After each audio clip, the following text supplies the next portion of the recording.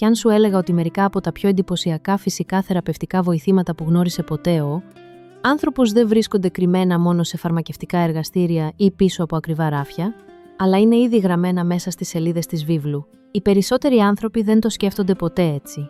Τρέχουμε κατευθείαν στο φαρμακείο για κάθε μικρή ή μεγάλη ενόχληση, ενώ την ίδια στιγμή υπάρχουν φυτά που αναφέρονται στις γραφές και συνόδευσαν την ανθρώπινη φροντίδα, την ίαση και την αποκατάσταση εδώ και χιλιάδες χρόνια. Και το ακόμη πιο συναρπαστικό είναι ότι η σύγχρονη έρευνα αρχίζει σε αρκετές περιπτώσεις να επιβεβαιώνει πως πολλά από αυτά τα φυτά έχουν πράγματι βιοδραστικές ουσίες, αντιφλεγμονώδη δράση, αντιοξυδωτικά στοιχεία ή πρακτικές εφαρμογές που εξηγούν γιατί οι άνθρωποι τα τιμούσαν τόσο βαθιά.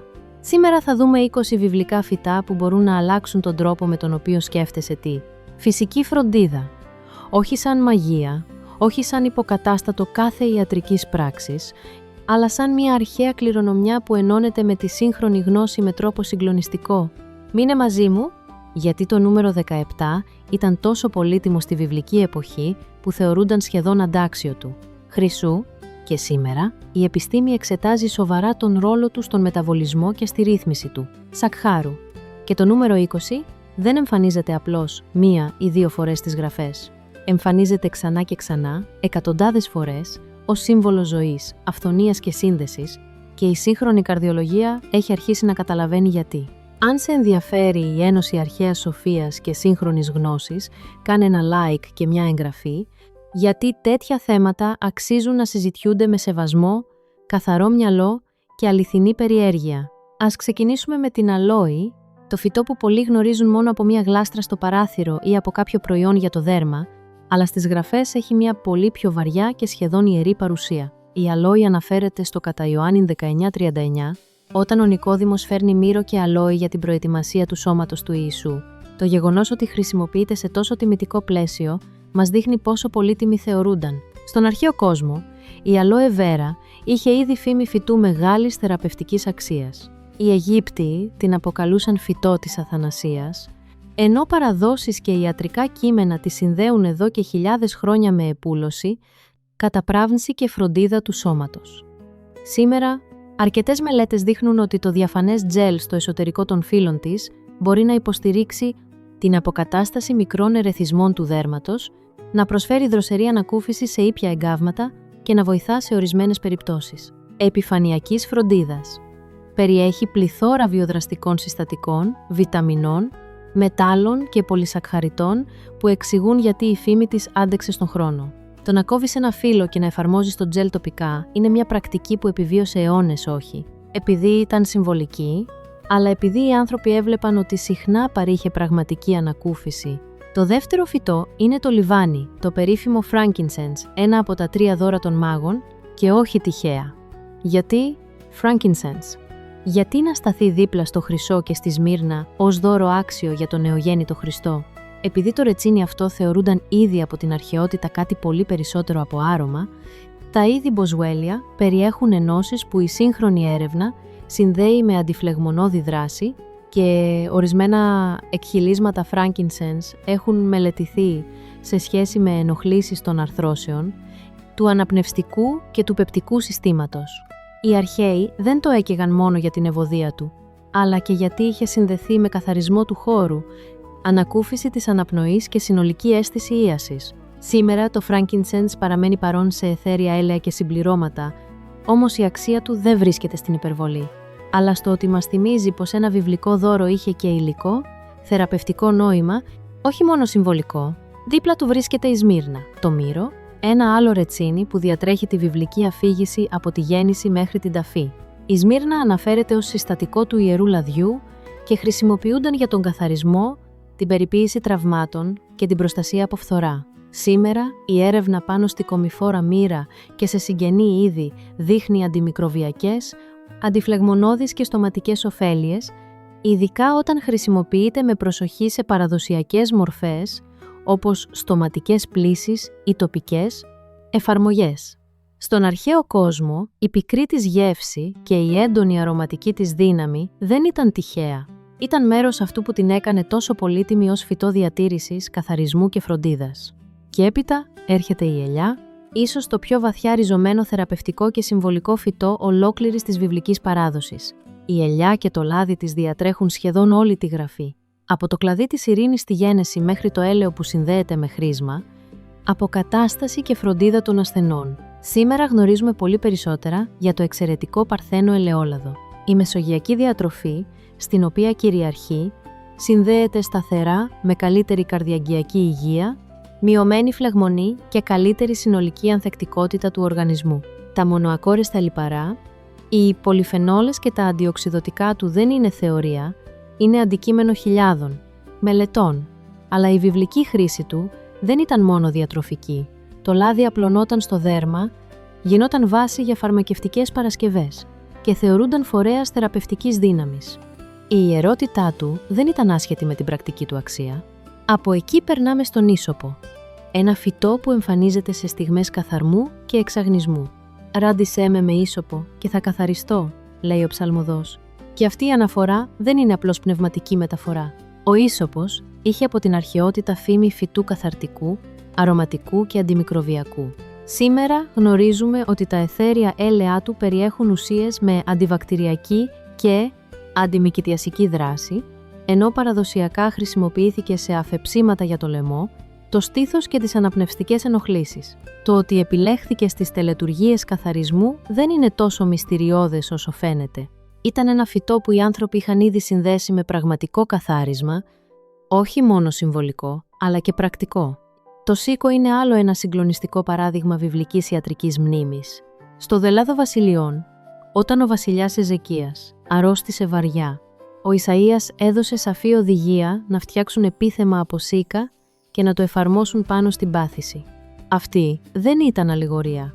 Ήταν πραγματική θεραπευτική πράξη καταγεγραμμένη μέσα στο κείμενο. Τα σίκα περιέχουν ένζημα, φυτικές ίνες και πλήθος θρεπτικών στοιχείων, ενώ παραδοσιακά χρησιμοποιήθηκαν τόσο τοπικά όσο και εσωτερικά για πεπτικές ενοχλήσεις, αποστήματα και φλεγμονώδεις καταστάσεις του δέρματος. Η ιδέα του πολτού από σίκα ως καταπραϊντικού βοηθήματος δεν προέκυψε τυχαία. Ήρθε από παρατήρηση και δοκιμή μέσα στους αιώνες.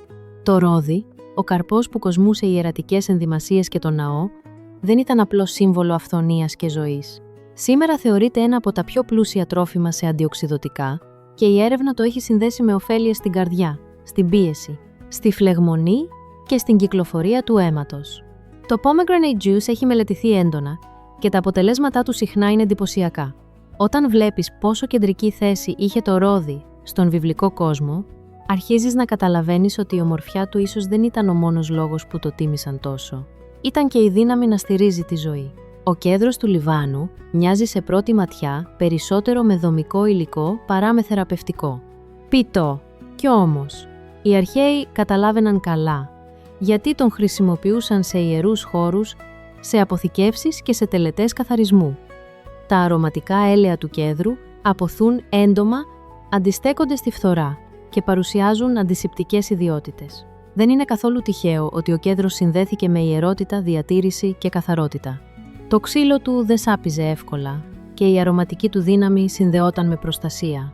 Σήμερα το cedarwood oil εξακολουθεί να χρησιμοποιείται για αναπνευστική υποστήριξη, για το δέρμα και για αρωματική εξισορρόπηση. Ο σύναπης, η μουστάρδα, που ο Χριστός χρησιμοποίησε σε παραβολή για την πίστη, ήταν επίσης πραγματικό φάρμακο. Οι σπόροι της, όταν αλέθονταν και γίνονταν καταπλάσματα, χρησιμοποιούνταν για συμφόρηση, κρυολογήματα και θωρακική βαρύτητα. Σήμερα γνωρίζουμε ότι περιέχουν γλυκοσυνολάτες που μετατρέπονται σε βιοδραστικές ενώσεις με αντιφλεγμονώδη και πιθανώς προστατευτικά αποτελέσματα. Οι παλιοί κατάπλασμοι μουστάρδας δρούσαν θερμαντικά και αύξαναν την τοπική κυκλοφορία. Βέβαια χρειάζονται προσοχή, γιατί η μουστάρδα είναι ισχυρή και μπορεί να ερεθίσει το δέρμα.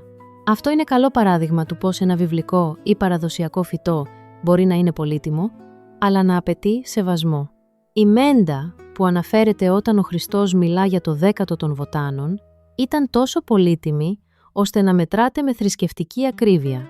Σήμερα η peppermint και η spearmint είναι ίσως από τα πιο μελετημένα αρωματικά φυτά για πέψη, ναυτία, φούσκωμα, σύνδρομο ευερέθιστου εντέρου και κεφαλαλγίες.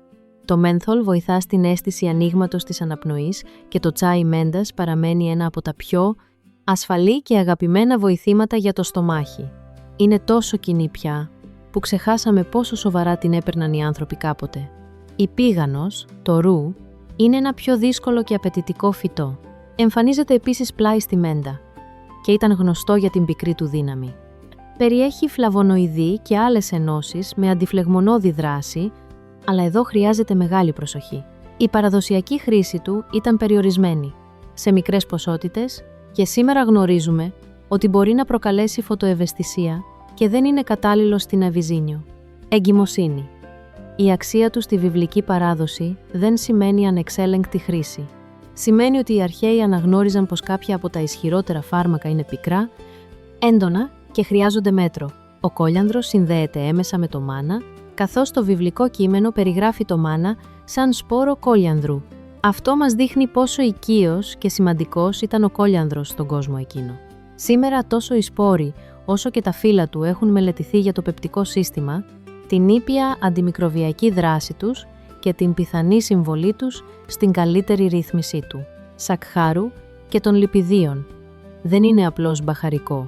Είναι ένα ακόμη παράδειγμα του πώς η κουζίνα, η θρησκευτική μνήμη και η θεραπεία ήταν κάποτε πολύ πιο ενωμένες όσο είναι σήμερα. Το κείμενο, που εμφανίζεται στον Ισαΐα μέσα σε λόγο για γεωργική σοφία, είναι άλλο ένα βότανο που δεν χάθηκε ποτέ από την κουζίνα, αλλά χάθηκε από την ιατρική φαντασία του. Σύγχρονου ανθρώπου. Η σύγχρονη έρευνα εξετάζει τη συμβολή του στην πέψη, στον μεταβολισμό, στη χολυστερίνη και σε φλεγμονώδεις μηχανισμούς. Η παραδοσιακή του χρήση σε τσάι ή στο φαγητό για να μειώνει το φούσκωμα και να ζεσταίνει το πεπτικό σύστημα δεν ήταν μια απλή λαϊκή ιδέα. Είχε βάση που σήμερα αρχίζουμε να εξηγούμε καλύτερα. Το σκόρδο και το κρεμμύδι, που οι Ισραηλίτες θυμήθηκαν με νοσταλγία στην έρημο, είναι από τα ισχυρότερα παραδείγματα του πώς καθημερινά τρόφιμα λειτουργούσαν και ως φάρμακα. Το σκόρδο είναι πια από τα πιο μελετημένα φυτά στον κόσμο, με ενδείξεις για υποστήριξη της καρδιαγγειακής υγείας, της πίεσης, των λιπιδίων και της άμυνας απέναντι σε μικρόβια. Το κρεμμύδι, με τις θιούχες ενώσεις και την κερσετίνη του, έχει και αυτό αντιοξυδωτική και αντιφλεγμονώδη δυναμική. Είναι σχεδόν κωμικό αν το σκεφτείς. Αυτά τα δύο humble vegetables βρίσκονται σε κάθε κουζίνα, αλλά οι άνθρωποι της αρχαιότητας τα έβλεπαν με πολύ περισσότερο σεβασμό ό,τι εμείς. Το βάλσαμο της Γαλαάδ είναι ίσως μία από τις πιο ποιητικές και συγκινητικές φράσεις όλης της. Γραφής. «Δεν υπάρχει βάλσαμο στη Γαλαάδ», ρωτά ο Ιερεμίας. Αυτό δεν ήταν ποιητική υπερβολή. Το Balm of Gilead ήταν πραγματικό, πολύτιμο θεραπευτικό ρετσίνι, γνωστό για τη χρήση του σε πληγές, φλεγμονές και επουλωτικές αλυφές. Το αυθεντικό φυτό σήμερα είναι εξαιρετικά σπάνιο ή ίσως χαμένο, όμως η ίδια η φράση έμεινε να σημαίνει παρηγοριά και ίαση. Και μόνο αυτό δείχνει πόσο βαθιά ήταν δεμένη η θεραπεία με τη βιβλική συνείδηση. Η κασία, το 17ο φυτό, ήταν πράγματι ανεκτήμητη. Συγγενής της κανέλας, εμφανίζεται ως συστατικό του ιερού ελαίου και είχε μεγάλη αξία στο εμπόριο. Η σύγχρονη μελέτη της έχει συνδέσει ενώσεις της με καλύτερη ευαισθησία στην ινσουλίνη, μεταβολική υποστήριξη και αντιμικροβιακή δράση. Δεν σημαίνει ότι αντικαθιστά φάρμακα, σημαίνει όμως ότι οι αρχαίοι δεν υπερεκτιμούσαν τυχαία τα μπαχαρικά. Ήξεραν ότι το άρωμα, η θερμότητα και η δράση τους άγγιζαν το σώμα βαθύτερα όσο φαίνεται. Η κανέλα, που επίσης μπαίνει στο ιερό λάδι, είναι ίσως από τα πιο γνωστά και πιο υποτιμημένα φυτά ταυτόχρονα. Σήμερα η βιβλιογραφία πάνω στην κανέλα είναι τεράστια, ειδικά για τη ρύθμιση του σακχάρου, τα λιπίδια, το οξυδωτικό στρες και τις αντιμικροβιακές της ιδιότητες. Αυτό που κάποτε θεωρούνταν πολυτέλεια τόσο μεγάλη ώστε να ταξιδεύει μέσα από εμπορικούς δρόμους, σαν θησαυρός, τώρα συχνά μένει ξεχασμένο σε ένα βαζάκι στο ράφι της κουζίνας. Ο κρόκος, το σαφράνι, που εμφανίζεται στο άσμα ασμάτων ανάμεσα στα πολύτιμα αρώματα, είναι άλλο ένα συγκλονιστικό παράδειγμα. Παραμένει ένα από τα ακριβότερα μπαχαρικά στον κόσμο, αλλά σήμερα η έρευνα εξετάζει σοβαρά τις πιθανές του επιδράσεις στη διάθεση, στο άγχος, στην ήπια κατάθλιψη, ακόμη και στη γνωστική υποστήριξη. Μικρές κλινικές μελέτες έχουν δείξει ότι το σαφρόν μπορεί να σταθεί αξιοπρεπώς δίπλα σε ορισμένες. Συμβατικές επιλογές για ήπια έως μέτρια συμπτώματα διάθεσης. Το ότι ήταν πολύτιμο στην εποχή του Σολομώντα δεν είχε να κάνει μόνο με το χρώμα και το άρωμά του, είχε να κάνει και με τη λεπτή αλλά βαθιά επίδρασή του στον άνθρωπο. Και τέλος, φτάνουμε στο αμπέλι, το φυτό που κρατά όλη αυτή τη λίστα σαν κορύφωση. Το αμπέλι και ο καρπός του εμφανίζονται ξανά και ξανά σε ολόκληρη τη Γραφή. Ο Χριστός μιλά για τον εαυτό του ως την αληθινή άμπελο. Ο ίνος χρησιμοποιείται θεραπευτικά, διατροφικά, συμβολικά. Τα σταφύλια και το κρασί σε μέτρο συνδέονται σήμερα με πολυφενόλες όπως η ρεσβερατρόλη, με καρδιαγγειακή προστασία, με μείωση φλεγμονής και με καλύτερους δείκτες μακροζωίας. Η παραδοσιακή χρήση του κρασιού ως φορέα φαρμάκων και ως βοηθήματος για το στομάχι, που θυμόμαστε ακόμη και από την προτροπή προς τον Τιμόθεο, δεν ήταν άγνοια, ήταν παρατήρηση. Το αμπέλι έγινε το ύψιστο βιβλικό σύμβολο ζωής και σύνδεσης, ακριβώς επειδή στήριζε την ανθρώπινη ζωή σε πολλά επίπεδα. Αν έφτασες μέχρι εδώ, έχεις μόλις δει κάτι που οι περισσότεροι προσπερνούν. Η βίβλος δεν είναι απλώς πνευματικό κείμενο.